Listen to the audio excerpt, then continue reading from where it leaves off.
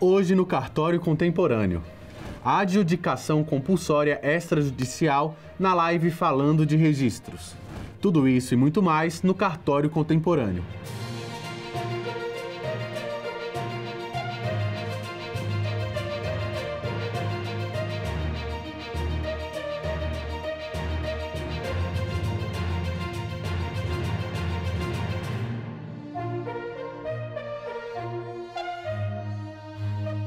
A adjudicação compulsória extrajudicial é mais uma ferramenta de desjudicialização. Para detalhar o novo Instituto Jurídico, a live Falando de Registros chamou o reitor da Uniregistral, José Renato Nalini, o oficial de registro de imóveis da comarca de Pedreira, São Paulo, Moacir Petrocelli, e o segundo oficial de registro de imóveis da comarca de Jundiaí, São Paulo, Marinho Debinski Kern. Vejamos a seguir. Bem, eu sou um fã dessa Lei 14.382, porque ela vai na tendência de fazer uma transferência de atribuições do judiciário, né? Aquilo que não é necessariamente conflituoso, onde não há litígio, tudo isso pode ser feito de uma forma muito mais eficiente, mais rápida, mais descomplicada, menos burocratizada do que no próprio judiciário. Então, Moacir, para a adjudicação compulsória, nós vemos todas essas vantagens. O que você acha? Sem dúvida, doutor Nalini. A base da adjudicação é uma relação contratual fundada em um compromisso de venda e compra, ou uma promessa de venda e compra, que é dos negócios jurídicos mais comezinhos do nosso direito civil. Está na raiz, né, das contratações do mercado imobiliário. Então, não há dúvida de que uma resposta eficiente à solução dessa relação jurídico-contratual na esfera administrativa, sem a intervenção do judiciário, só tende a beneficiar a população em geral, os jurisdicionados, os usuários dos nossos serviços. Então, a tendência, sem dúvida, é que haja uma boa acomodação desse procedimento perante o registro de imóveis, assim como nós já tivemos com a usucapião extrajudicial e já estamos colhendo os frutos dessa desjudicialização desses procedimentos. Então, me parece que, sem dúvida, todos nós, a sociedade em geral, ganha com mais essa ferramenta colocada à disposição dos jurisdicionados, doutor Nalini. Doutor Marinho, o doutor Moacir acabou de falar da usucapião extrajudicial, que eu considero também uma conquista. O senhor tem experiência já aí em Jundiaí? Existe usucapião extrajudicial? Tem funcionado? E qual a relação? Será que, por haver feito usucapião extrajudicial, o registrador terá mais facilidade em fazer a adjudicação compulsória? Sim, com certeza, doutor Nalini. Aqui em Jundiaí a gente tem vários casos de usucapião em tramitação, já tivemos também alguns casos em que ela foi deferida, já foi até registrada, a pessoa conseguiu resolver de fato o problema, e a experiência tem sido positiva, especialmente porque com os estudos e com a maior divulgação das informações, os advogados e as pessoas no geral têm atuado bem nesses procedimentos, e o próprio registro de imóveis também vai melhorando a sua expertise nessa matéria. E o resultado tem sido, como eu disse, positivo, especialmente quando a gente vê que a pessoa que muitas vezes já detém aquele imóvel, é possuidora daquele imóvel há tantos anos, pode, enfim, ter o seu título plenamente regularizado, passível de obtenção aí de financiamentos, enfim, a própria dignidade que a gente obtém a partir da titulação formal da propriedade. E me parece que há uma relação muito estreita entre esses dois procedimentos, inclusive porque diversos casos de usucapião extrajudicial a gente percebe que eles têm na raiz uma relação contratual também, muitas vezes um compromisso de compra e venda que é quitado, inclusive sendo um dos documentos que permite até a dispensa do consentimento do proprietário tabular, se houver a demonstração dessa relação jurídica entre ambos, conforme o artigo 13 do provimento 65 do CNJ. Então, nós vemos que, muitas vezes, esses procedimentos que ou seriam solucionados pelo usucapião judicial antigamente ou pela adjudicação compulsória judicial acabam vindo para o usucapião extrajudicial como uma maneira de dar realmente uma solução para aquela situação fática. E agora, com a adjudicação compulsória extrajudicial, a parte recebe mais um instrumento célere, rápido e até mais simples do que a própria usucapião extrajudicial para solucionar esse problema. Inclusive, a gente vê que a própria regulamentação que a usucapião extrajudicial adquiriu a partir do provimento CNJ, a partir das decisões administrativas aqui do Tribunal de São Paulo, das próprias normas de serviço, elas avançaram bastante do que consta do texto legal, que é mais singelo, e essa experiência parece muito produtiva, considerando, às vezes, a própria origem, a raiz parecida do problema que aparece na usucapião extrajudicial e o problema que aparece na adjudicação compulsória. Então, me parece que essa experiência, essa expertise que os registradores têm ganhado na condução desse procedimento, com certeza vai ajudar e vai beneficiar os destinatários da adjudicação compulsória extrajudicial. Doutor Moacir, o artigo 216b, caput, e parágrafo 1º, inciso 1º, da nossa longeva Lei dos Registros Públicos, a 6.015/73, que vai fazer 50 anos agora, né? Ela fala em promessa de venda ou de cessão ou de sucessão. Será que caberia alargar esse rol para acolher, por exemplo, as promessas de permuta ou as promessas de dação em pagamento? Qual é a sua opinião? Olha, doutor Nalini, me parece que seria uma resposta afirmativa, tá? O quadro legislativo e normativo que nós temos até então, ele, apesar de restringir a venda, a promessa de venda e cessão, e também a sucessão contratual nesses casos, traz apenas um modelo, um arquétipo, vamos colocar assim, que deve ser interpretado com todo o sistema jurídico do direito material. Então, por exemplo, com relação a uma promessa de permuta, lembrando que a Lei 14.382 incluiu no rol do artigo 167, agora, para não deixar mais nenhum tipo de dúvida, a possibilidade do registro da promessa de permuta. Isso nós já tínhamos aqui em São Paulo, a jurisprudência do Conselho, por exemplo, já acolhia, mesmo antes dessa inclusão legislativa, essa possibilidade, ao argumento de que o direito material, o Código Civil, quando trata da permuta, diz lá expressamente, aplicam-se à permuta as regras da compra e venda. E a sua contratação preliminar, evidentemente, me parece passível de aplicação. E tudo o que dela decorre. Então, todos os efeitos jurídicos contratuais também me parecem passíveis de aplicação. Então, veja, nós não estamos fazendo, ao admitir esse alargamento do rol, nenhum tipo de manobra, interpretação forçada da lei, simplesmente aplicando o direito material ao caso concreto. Com relação à promessa de dação em pagamento, a doutrina civilista acaba divergindo um pouquinho da sua possibilidade ou não de contratação, mas o fato me parece que, havendo qualquer tipo de contrato preliminar, aquele regulamentado lá na Teoria Geral dos Contratos, em que a prestação de uma das partes seja a entrega de bem imóvel, me parece plenamente possível adequar-se o procedimento da adjudicação compulsória extrajudicial para atingir essa prestação de transmissão da propriedade imobiliária. Então, me parece perfeitamente possível, sim, esse alargamento dessas situações jurídicas para esse procedimento na esfera do registro de imóveis, doutor Nalini. Essa é a minha visão inicial. Doutor Marinho, concorda com isso? Concordo plenamente, doutor Nalini. Eu penso que a lei realmente ela tratou da hipótese mais comum, mais corriqueira, mas certamente esses contratos que possuem efeitos jurídicos assemelhados deveriam também ser tratados. Claro que nessa fase inicial de aplicação da lei, os registradores certamente terão muita cautela ainda com essa interpretação, então seria conveniente que, de fato, na regulamentação administrativa estadual ou mesmo a nível federal, seria interessante que já se fizesse essa opção interpretativa por esse alargamento.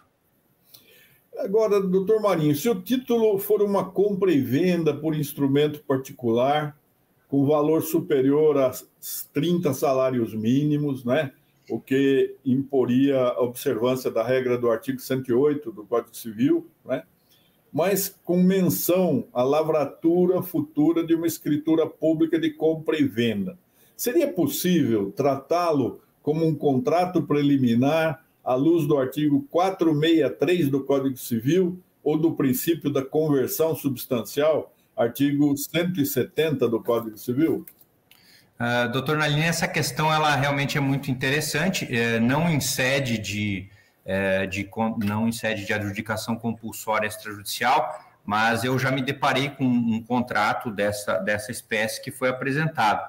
E aí, embora as partes utilizem toda a nomenclatura de compra e venda propriamente dito, o título ele seria nulo, exatamente pela inobservância da forma da solenidade exigida pela legislação. Mas há a curiosidade que há uma previsão de celebração do instrumento próprio, que seria a outorga da escritura de compra e venda. Me parece que, interpretativamente, a gente poderia entender que a intenção das partes foi já fixar todo o conteúdo do negócio, deixando apenas a forma para um momento posterior. E, nesse sentido, ele poderia ser adequado ao conceito trazido pelo artigo 463 de contrato preliminar, exatamente porque o Código Civil vai prever que o contrato preliminar é aquele que já possui todas as cláusulas, mas ainda não tem a formalização exigida pela legislação.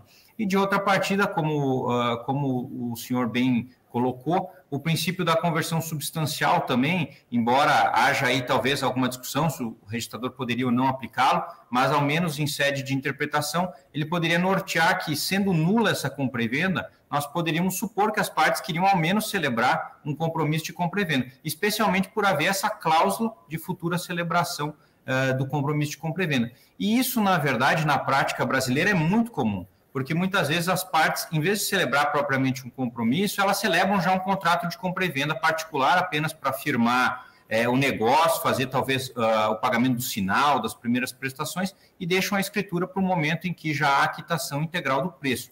Então, me parece que até sob uma perspectiva sociológica da realidade brasileira, esse título com certeza vai aparecer nos registros de imóveis. Me parece que ele pode, nesse contexto, ser tratado como um compromisso de compra e venda, e havendo a quitação dele, a gente poderia aproveitá-lo para instruir um procedimento extrajudicial de adjudicação compulsória, porque, do contrário, a gente deixaria a parte sem essa tutela, digamos assim, mais simplificada, e ela teria que necessariamente recorrer a um uso capião, por exemplo, quando a questão poderia ser solucionada de maneira mais simples.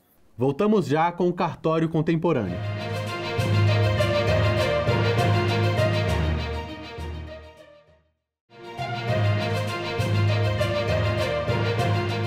Voltamos com a live sobre adjudicação compulsória extrajudicial. Então, essa interpretação é uma interpretação benéfica para a própria sociedade, para o próprio interessado, não é?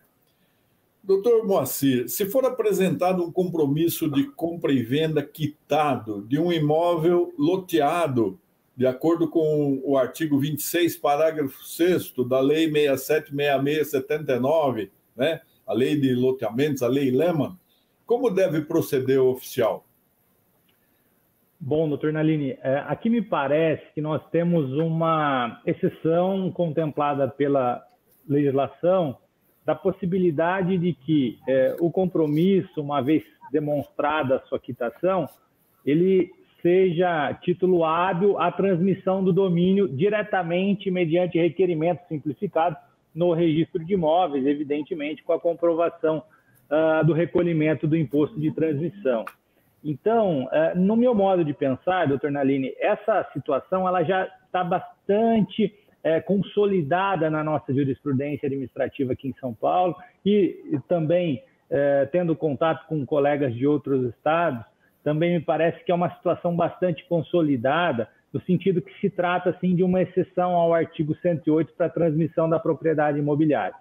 Só que nós temos que tomar cuidado com as hipóteses, ou melhor, os requisitos, os pressupostos de aplicação dessa norma, que aqui para nós já está bem consolidado. Veja, a norma parte do princípio que nós estamos tratando de um imóvel que tem origem em um loteamento registrado. Então, é necessário que haja regularidade deste loteamento, tá? E que o lote, né, a unidade imobiliária que vai ser transferida, ela contempla ali a regularidade registral. Esse é o ponto, né? Que seja passível da sua transmissão. E, evidentemente, que haja uma rogação por parte do interessado, que haja a prova da quitação daquela obrigação assumida no compromisso e para que isso seja levado a efeito.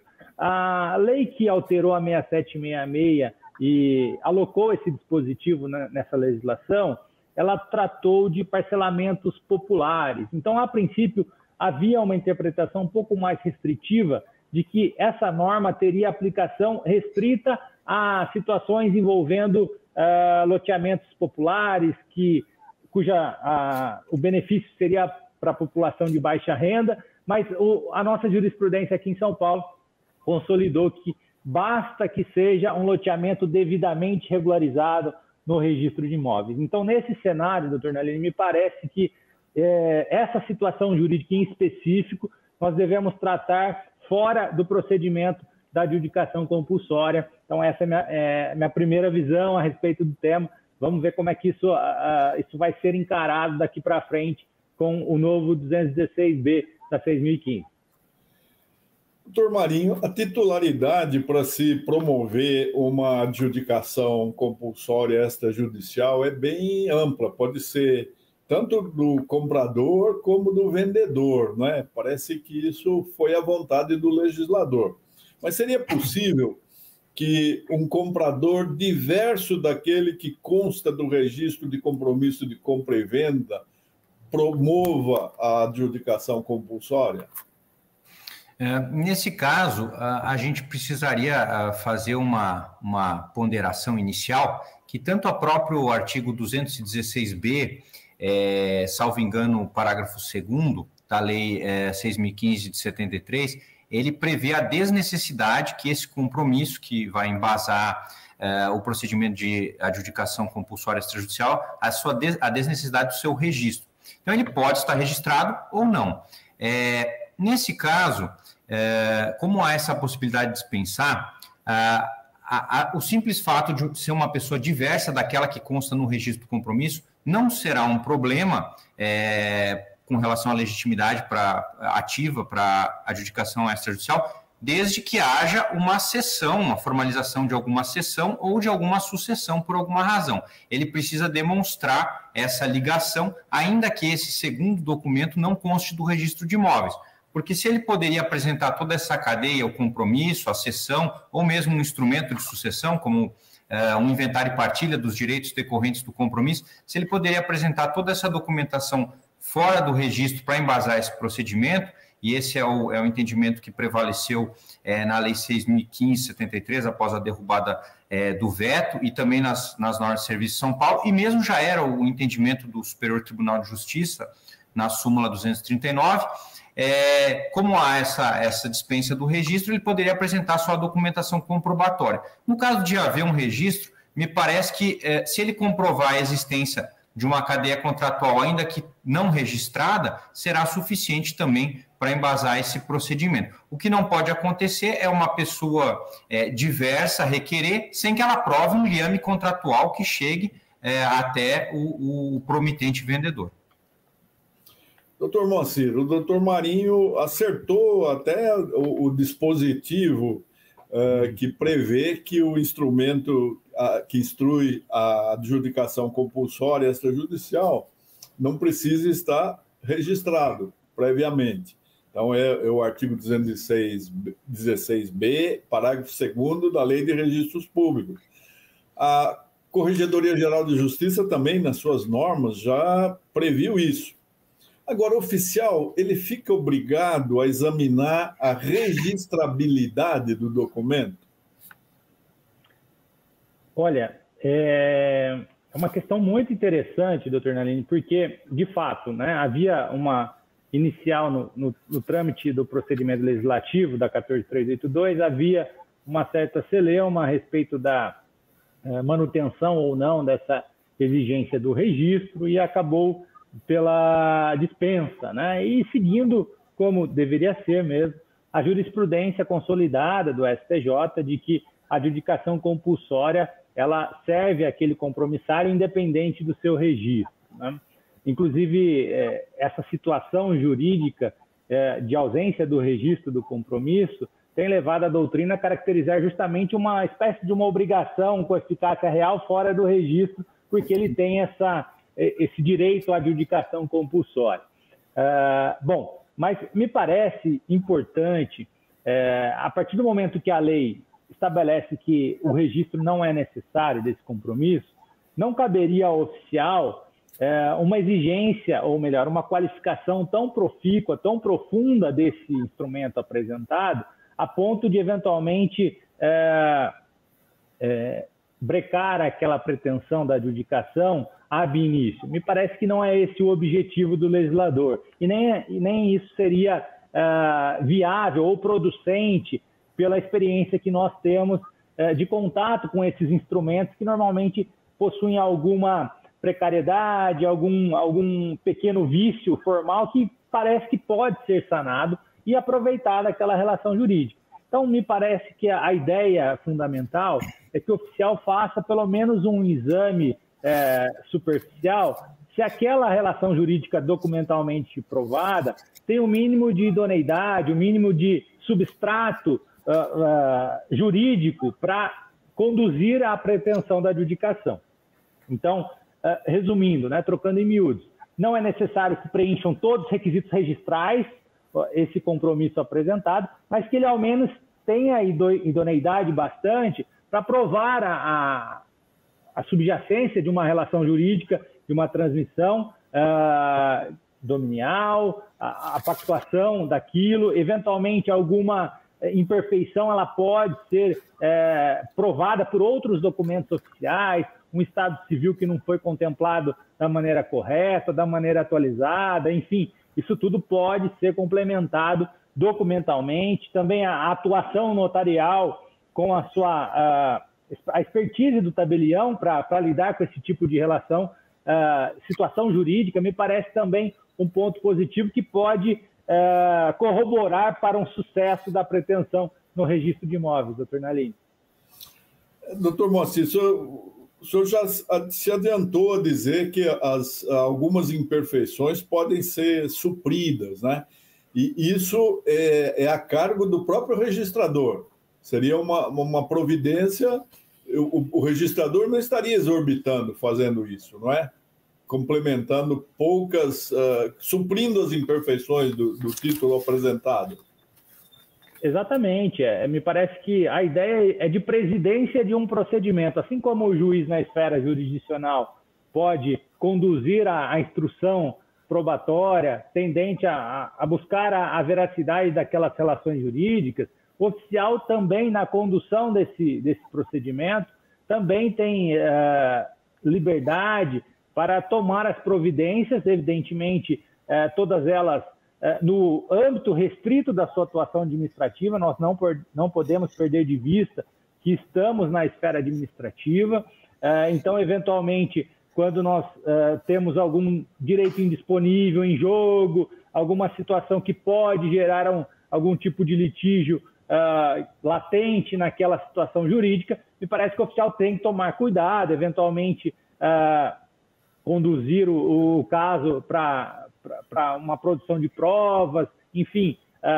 Mas, de qualquer maneira, me parece sim que a ideia do legislador foi exatamente atribuir ao oficial a presidência a ponto de permitir que faça a correta instrução daquela pretensão, sanando eventuais imperfeições com documentação oficial, eventuais atas complementares, escrituras declaratórias, são elementos de prova relevantes, testemunhas, enfim, tudo isso me parece possível na instrução procedimental, doutor Nalini.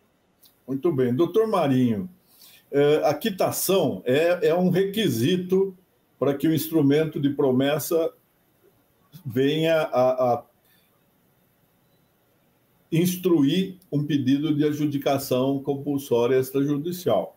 Mas seria possível, no seu entender, substituir a quitação expressa pela certidão de distribuição cível emitida após 5 anos do vencimento da obrigação, a exemplo daquilo que já ocorre na uso capião extrajudicial e que está previsto nas normas de serviço da Corregedoria Geral de Justiça de São Paulo?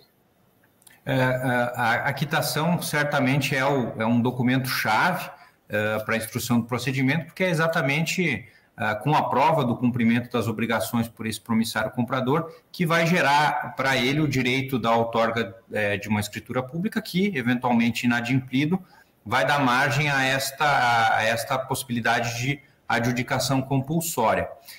A legislação, ela apenas menciona a questão da prova da quitação, que tradicionalmente é feita por meio de uma declaração escrita, normalmente com a firma reconhecida, ou até mesmo se utilizando daquela presunção prevista no Código Civil da quitação da última parcela sem ressalva de parcelas anteriores.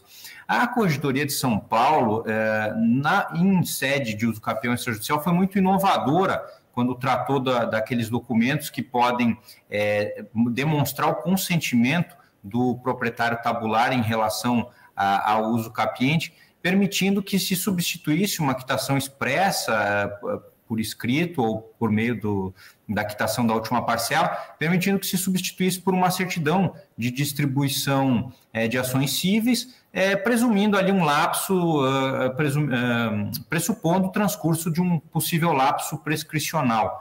Me parece que essa é uma experiência muito interessante na uso capião extrajudicial. Eu já tive até o ensejo de aplicar esse item num caso de uso capião extrajudicial, em que o uso capiente tinha a prova de pagamento de algumas parcelas, mas não de todas, e aí a gente, por meio dessa certidão, conseguiu fazer a prova, a gente utilizou essa prova, a pessoa apresentou a certidão.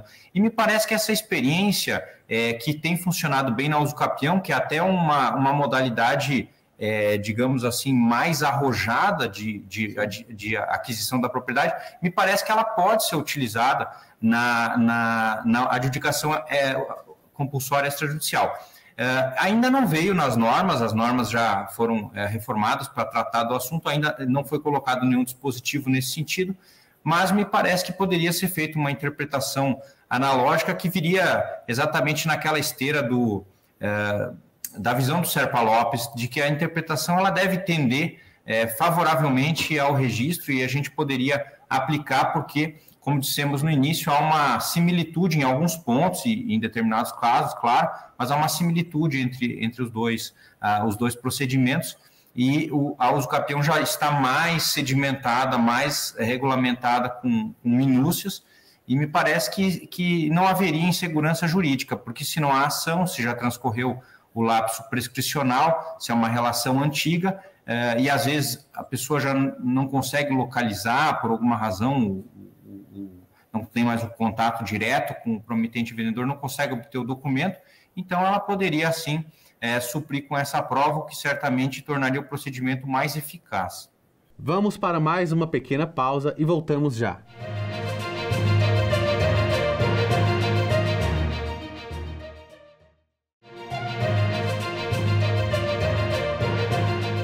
Eu sou Duda Meirelles e voltamos com a live falando de registros no cartório contemporâneo. É muito interessante que o registrador ele tenha bom senso, né, doutor Marinho, doutor Moacir, para mostrar que o que a lei quis, o que o legislador quis, foi facilitar a vida da pessoa que precisa ter regularizado a situação do seu imóvel.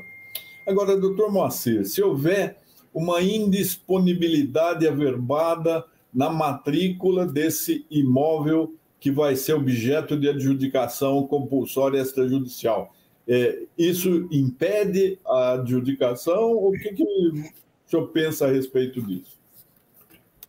Bom, doutor Nalini, nós vivemos hoje um mar um oceano, navegamos de um oceano de ordens de indisponibilidade, por muitas vezes sem substrato para sua manutenção, e isso tem sido cada vez mais comum. Então, nós vamos qualificar um título e, de repente, tem uma baita indisponibilidade em desfavor daquele titular tabular. Então, isso tem sido cada vez mais comum. Para resolver essa questão, primeiro, me parece que a gente tem que estabelecer a natureza da transmissão que estamos tratando. É uma transmissão derivada da propriedade, é um modo derivado, diferente da usucapião, nós estamos falando de uma aquisição originária.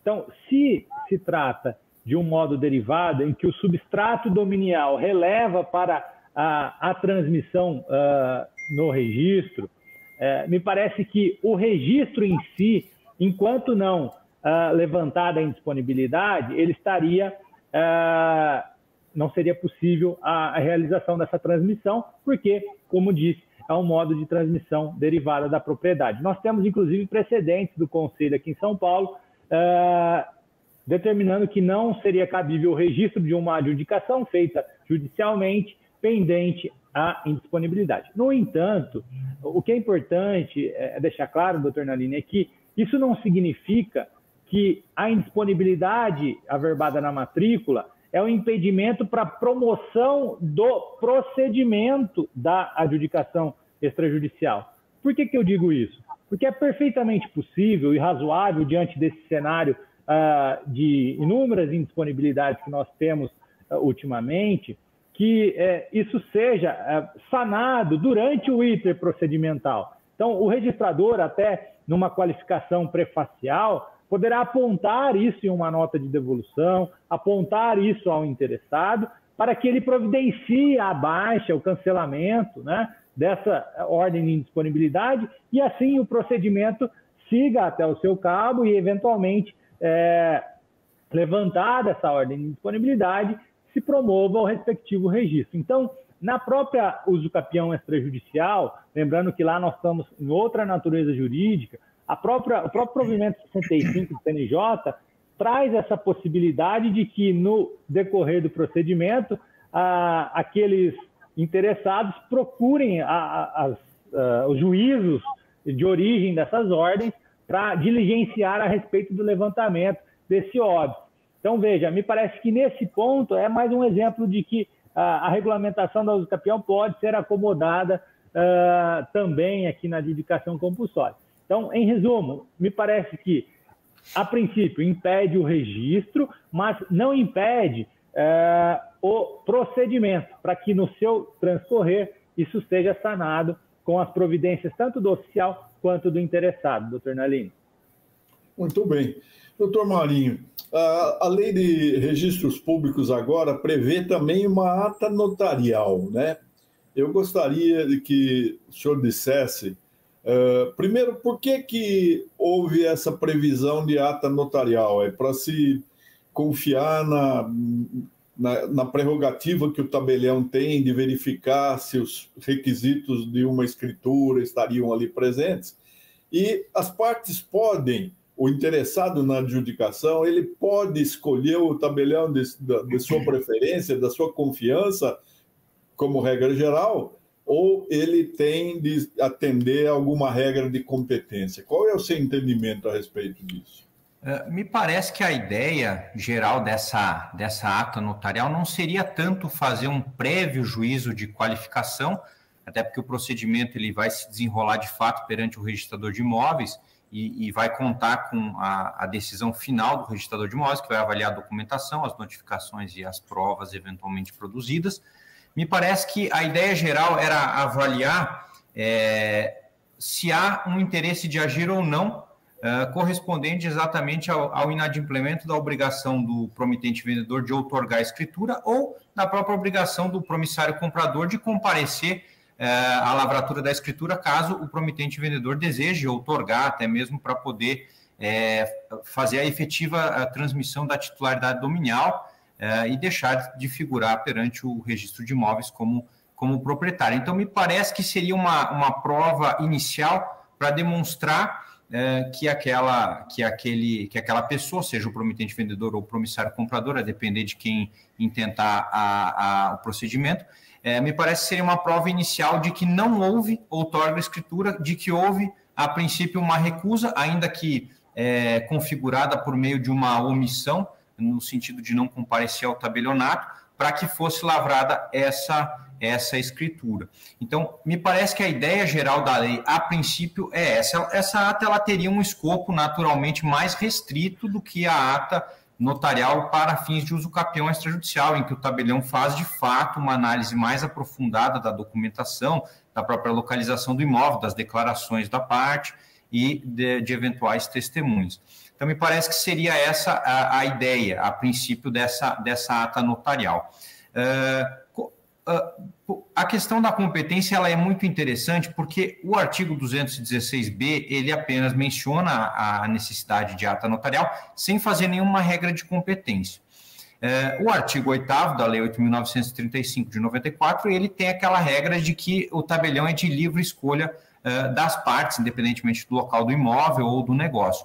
Porém, para uso capião extrajudicial, o artigo 216A também não é específico em relação a competência da ata, mas o CNJ, no provimento 65, ele determinou que essa ata deveria ser lavrada pelo tabelião do local do imóvel, ou onde se localiza a maior porção do imóvel. Então, assim, a princípio, pela legislação, não há nenhuma regra de competência. Talvez venha a ser instituída alguma regra de competência, porque essa, digamos assim, essa livre eleição do tabelião de qualquer lugar do Brasil poderia dar ensejo a que a pessoa, por exemplo, num imóvel localizado em Jundiaí, procurasse um tabelião talvez em Maceió, e esse tabelião entraria em contato com uma parte a contraparte que talvez resida até em Jundiaí, e embora a gente saiba que haja toda a facilidade da escritura virtual, por meio do notariado e tudo mais, mas a pessoa pode não ter a possibilidade aí de lavrar essa escritura. Então, pode ser que venha a ser estipulada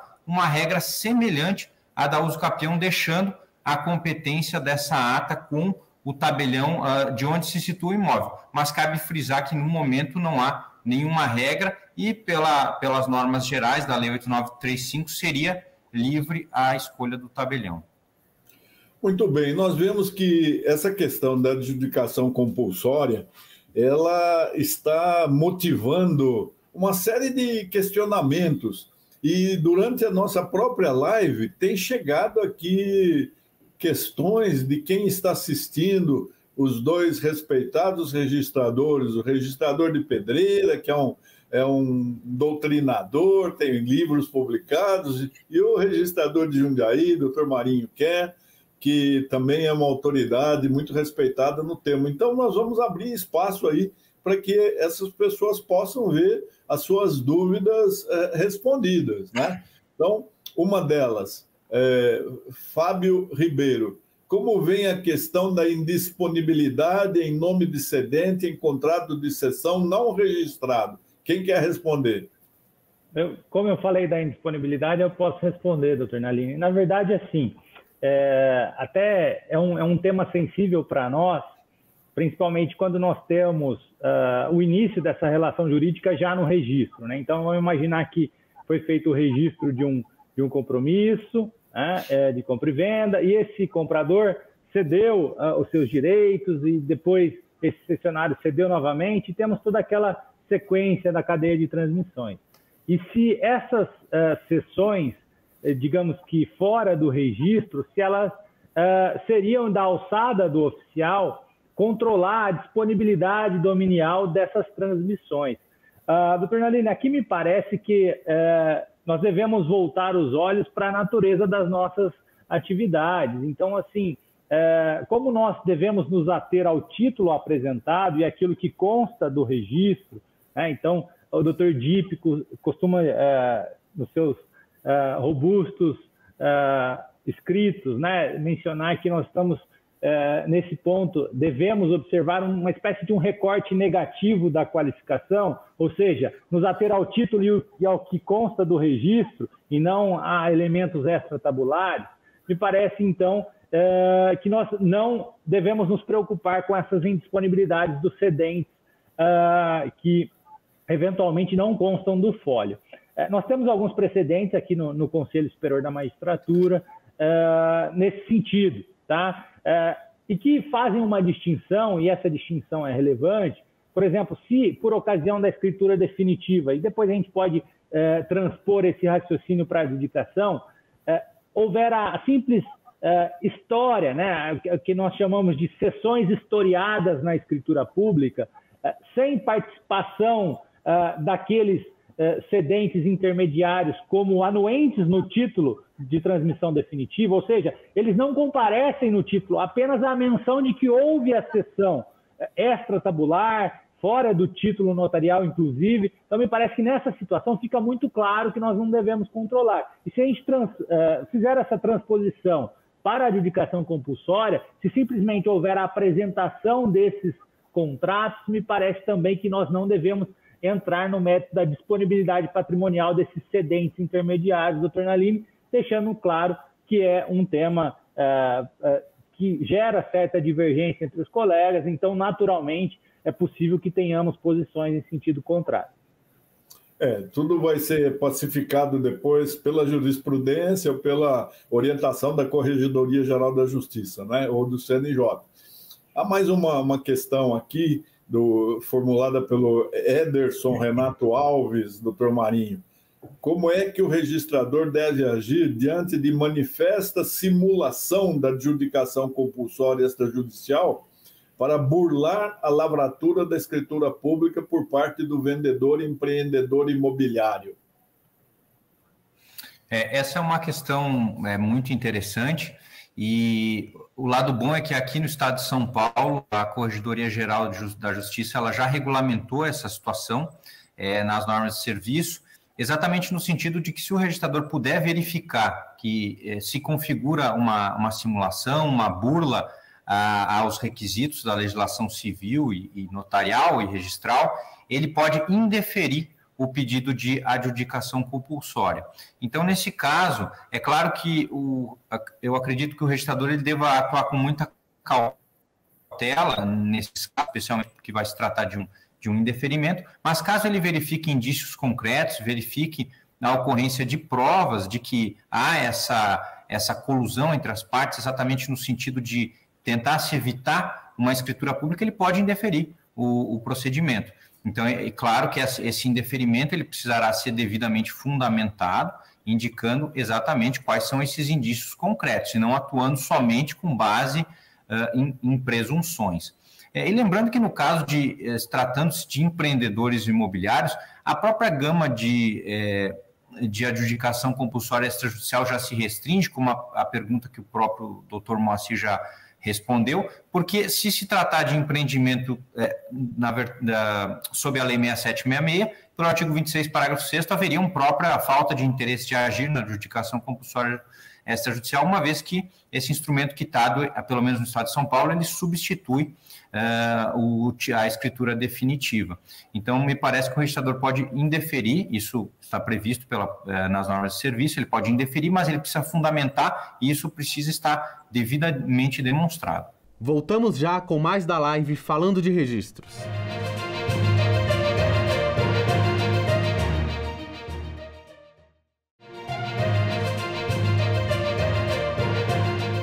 Voltamos com a live sobre adjudicação compulsória extrajudicial. Doutor Moacir, há uma questão aqui feita por Juan Pereira Cabreira.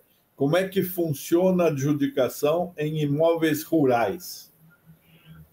Bom, na verdade, não há nenhum tipo de limitação em termos do objeto da adjudicação, da pretensão da adjudicação, podendo incidir sobre imóveis urbanos ou rurais. Quanto a isso, não há nenhum tipo de problema.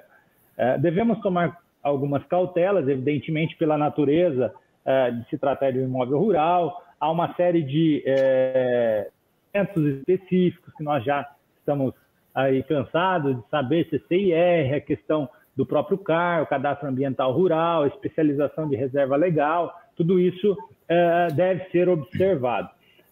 E me parece, doutor Nalini, que uma das questões que sempre vem à tona com a adjudicação, enfim, e com a transmissão da propriedade imobiliária rural é a questão do georreferenciamento. Então, me parece que, voltando à natureza das coisas, ao modo de transmissão derivado da propriedade, que vai desaguar na adjudicação compulsória de um imóvel rural, nós devemos aplicar os pressupostos de incidência do georreferenciamento, quais sejam o decurso do prazo previsto no decreto, aquele prazo de carência para que determinados imóveis, a partir de determinadas metragens, sejam submetidos a tal procedimento, e também a ocorrência de um dos fatos geradores dessa obrigação de georreferenciar, que estão lá no artigo 176, parágrafos 4º e 5º, ou 3º e 4º da 6.015, basicamente se refere à alteração da figura geodésica do imóvel, desmembramento, parcelamento, remembramento, e a transmissão, o parágrafo 4º do 176 fala em transferência da propriedade. Ora, estamos diante de uma hipótese de transferência da propriedade. No entanto, nós temos que combinar com o transcurso do prazo de carência. Então, se eventualmente está aquela propriedade imobiliária dentro do prazo que o legislador concedeu de anistia para que não se opere ainda o georreferenciamento, não me parece uma exigência cabível. Agora, transcorrido o prazo e promovida a adjudicação compulsória, será o caso, sim, de exigir o georreferenciamento. Lembrando que aqui a gente pode aplicar a mesma sistemática que o INCRA já estabeleceu na usucapião extrajudicial, ou seja, podemos tocar o procedimento até a sua decisão final, deferimento ou indeferimento, e sendo o caso de deferimento, com essa decisão fundamentada do oficial, a parte vai até o INCRA e certifica esse imóvel georreferenciado para que aí sim possamos fazer o registro de uma maneira efetiva, já sob a égide da sua descrição georreferenciada e certificada pelo INCRA. Doutor Nalini, me parece que essas diretrizes acomodam bem a adjudicação em imóveis rurais. Perfeito. A notificação que está prevista nas normas de serviço, no item 4642, né? Há uma indagação ainda do Ederson Renato Alves, ela deve ser realizada pelo registrador imobiliário antes do procedimento ou durante, e eu complemento, ela deve ser feita pelo registrador ou pelo tabelião? Ou ela poderia ser feita pelo registrador de títulos e documentos, que ele é especialista em notificação, né? Qual será o procedimento? Isso fica a critério, a prerrogativa, a discricionariedade do registrador? Eu queria que ambos falassem a respeito. Doutor Marinho começa, porque o doutor Moacir terminou de fazer uma longa exposição. Deixar o doutor Moacir descansar um pouquinho a garganta. Recobrar o fôlego. Recobrar o fôlego, exatamente. A dificuldade interpretativa que surge em relação à adjudicação compulsória extrajudicial decorre da forma como o parágrafo 1º do artigo 216b da Lei de Registros Públicos foi redigido, porque esse parágrafo dá a impressão que no momento em que se protocola o pedido perante o registrador de imóveis, se protocola esse requerimento, a parte já deve instruir com toda aquela documentação que consta ali dos incisos, dentre elas esse ponto da notificação. Me parece que, apesar da forma como a lei foi redigida, dando a impressão que a parte já vai apresentar um título pronto ao registrador, que vai qualificá-lo, emitir a nota de deferimento ou indeferimento, me parece que, na verdade, a intenção legal foi, a exemplo do que ocorre com a usucapião extrajudicial e com a retificação administrativa, foi de criar um procedimento continuado em que há, de fato, um encadeamento de atos jurídicos. Sob essa ótica, a notificação ela deve ser realizada pelo oficial de registro de imóveis, é de competência do oficial de registro de imóveis que vai presidir o procedimento, e essa notificação ela deve ser feita no curso do procedimento. Então, a parte vai apresentar a documentação para o oficial de registro de imóveis, que já vai fazer uma qualificação prévia, exatamente verificando até a própria idoneidade do instrumento, da quitação, enfim, dos demais documentos que são necessários, e a partir daí, então, o registrador vai emitir essa notificação à parte. O que ocorre? Da mesma maneira como ocorre com os procedimentos de cobrança de extrajudicial de dívidas garantidas por alienação fiduciária, ou com os próprios procedimentos de retificação diária e de usucapião extrajudicial, o oficial de registro de imóveis, ele pode pode se utilizar do serviço de títulos e documentos para fazer essa notificação, porque, como o doutor Nalini bem disse, há uma expertise já do serviço de títulos e documentos. Nada impede que a parte, no seu requerimento, aponte para o registrador que ela deseja que seja feito pelo registro de títulos e documentos, por exemplo. Então, o registrador vai qualificar isso e vai verificar se atende esse requerimento ou não, mas, naturalmente, o mais comum é que ele atenda e que ele se utilize do serviço de títulos e documentos. Mas ele poderia fazer diretamente, por um preposto próprio. A maioria das serventias possui o anexo de títulos e documentos junto, então há uma grande facilidade. O problema se poria de maneira um pouco diferente em grandes cidades, como São Paulo capital, em que há registros separados de títulos e documentos e registros de imóveis. Então, a notificação vai ser feita pelo registrador imobiliário, ela vai ser feita durante o procedimento, durante o transcurso do procedimento, e o registro de títulos e documentos é uma modalidade, uma forma de ser feita essa notificação, e também as normas de serviço da Corregedoria de São Paulo foram até além e previram a possibilidade de uma notificação postal com AR. Então, se a parte requerer, o registrador pode fazer dessa maneira. Apenas eu, particularmente, tenho uma cautela grande com notificação postal, porque muitas vezes é entregue para uma pessoa que não é o próprio interessado, que às vezes não possui nem relação com o interessado. Então, há de se ter um cuidado realmente muito grande para evitar que essa notificação vá parar nas mãos de outra pessoa e, eventualmente, o destinatário final nem tome conhecimento da existência do procedimento. Então, me parece que é necessário ter um grande cuidado nesse ponto. Com relação à notificação ser feita por um tabelião ou também pelo tabelião, aqui surge um ponto bem interessante, que é o fato de, quando a Lei 6.015 exige a ata notarial, ela exige que conste da ata a existência do instrumento de promessa, a existência da quitação e a prova do inadimplemento da obrigação de outorgar ou de receber a escritura pública. A lei não define como essa prova vai ser feita perante o tabelião de notas. E, a meu ver, como eu já disse, a própria finalidade dessa ata é trazer essa prova prévia que vai realmente embasar, demonstrar um interesse jurídico de manejar o procedimento de adjudicação compulsória. Como a lei não exige, me parece que o tabelião poderia, de fato, fazer uma notificação à parte, não como uma notificação oficial do procedimento, mas apenas para comprovar que a parte não compareceu ao tabelionato de notas para outorgar a escritura pública. Ou ele poderia se utilizar de meios mais amplos, não estaria limitado ao que deve ser feito perante o registro de imóveis, que daí é aquela notificação oficial, até mesmo para o exercício do direito de ampla defesa e de contraditório, que é necessário para que se respeite o devido processo legal.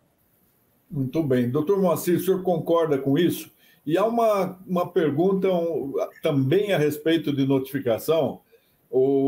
Quem consulta indaga, seria possível uma espécie de notificação preliminar do compromissário vendedor para demonstrar a negativa de se outorgar o título definitivo? Quem pergunta é Leonardo Polis da Costa.